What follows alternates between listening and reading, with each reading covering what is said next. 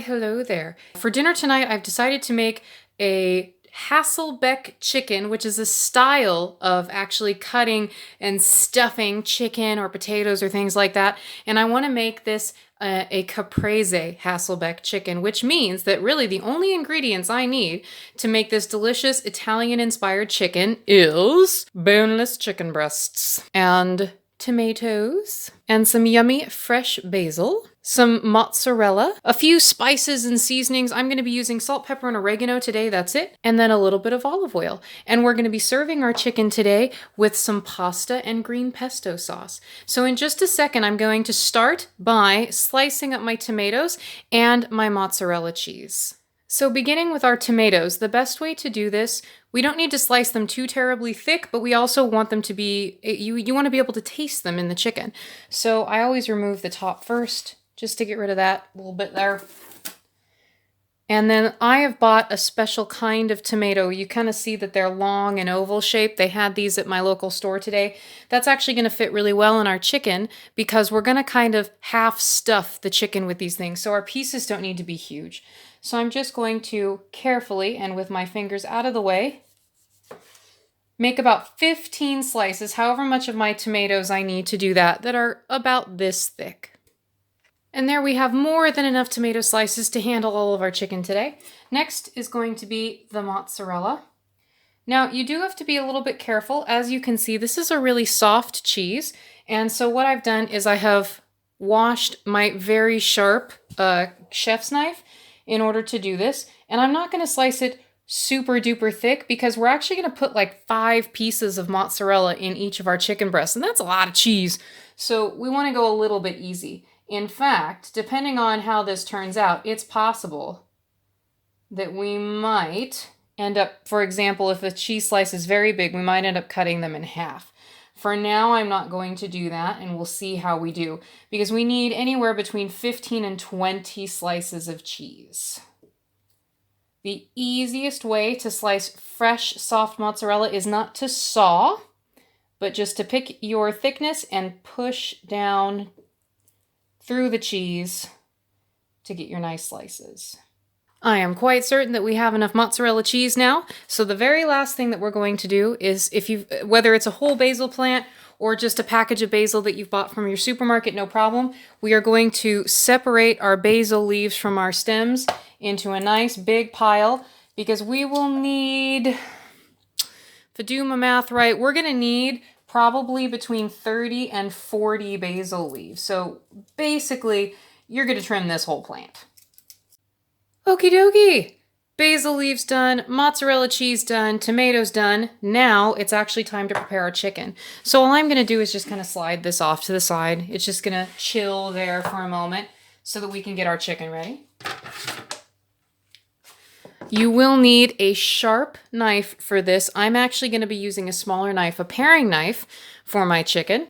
I've also gone ahead and preheated my oven to 400 degrees Fahrenheit or about 205 degrees Celsius, and I have lined a baking dish with some parchment paper. The original recipe that I read for this calls for tin foil, but I found that the chicken would stick to the tin foil, so I was not a big fan. I prefer baking paper. So we take a chicken breast, and a Hasselbeck means that we're going to make slices down the length of the chicken breast, but we're not going to cut all the way through it. We're making slits to stuff with yummy, delicious ingredients. And we're going to make about 5 of those down the length of the chicken. So, number 1. And we want it to be deep enough that we can like stuff things in there. We don't want it to go all the way down to the cutting board. So that's 1. Number 2, do check and try to open them up because sometimes you get little bits of fat in the chicken, which is no big deal, but you don't want that to stop you from stuffing things, and you've got to be very careful. What I'm doing is actually probably not super safe. And I'm even half tempted to stop at 4 because this is just going to be sort of a silly little cut, but I'll do a 5th one and see if I can't stuff a little bit of something in there. All right, so now the easiest way to do this is to place this chicken breast into your prepared pan, because if you stuff it first, that's not going to go too well. So we put him in here like this and then prepare our other chicken breasts. All right, our chicken breasts are now prepared and we just have to stuff them.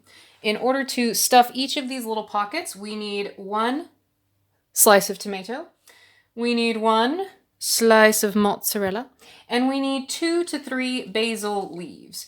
I like to use 3 because fresh basil is the awesomest thing ever. And all that we're gonna do, it won't fit all the way in. That's not what we're looking for. We just want to get the ingredients as in there as we can. And yeah, as you can see, my tomato slices, way too big. My cheese, way too big. It's really not, it's not a big deal at all. Because what'll happen really is these things are gonna cook and the cheese is gonna melt onto the chicken. So here we have some utterly ridiculous looking chicken. I promise it will look and taste delicious. All that we're gonna do now is just drizzle olive oil over our chicken. And then I'm gonna sprinkle on salt, pepper, and oregano. And I'm gonna bake my chicken for 20 to 25 minutes in my oven or until the chicken is completely cooked. That's usually 160 degrees Fahrenheit. So we'll see you back here in about 20 to 25 minutes. And straight out of the oven comes our delicious chicken. So we do want to let the chicken cool for just a couple of minutes before we serve it with the pasta that I have on the side, but our chicken is ready to rock and roll. It is definitely time to eat. So first things first, we're going to put our chicken on our plate. There is our delicious piece of chicken. We will add some of our pesto pasta. And then just to make it a little bit pretty, we're going to put on a little bit of our extra fresh basil. And then final touch, I have grated grana padano, but you could also use grated Parmesan cheese. And there we are, Caprese style Hasselbeck chicken with some pesto pasta. Enjoy.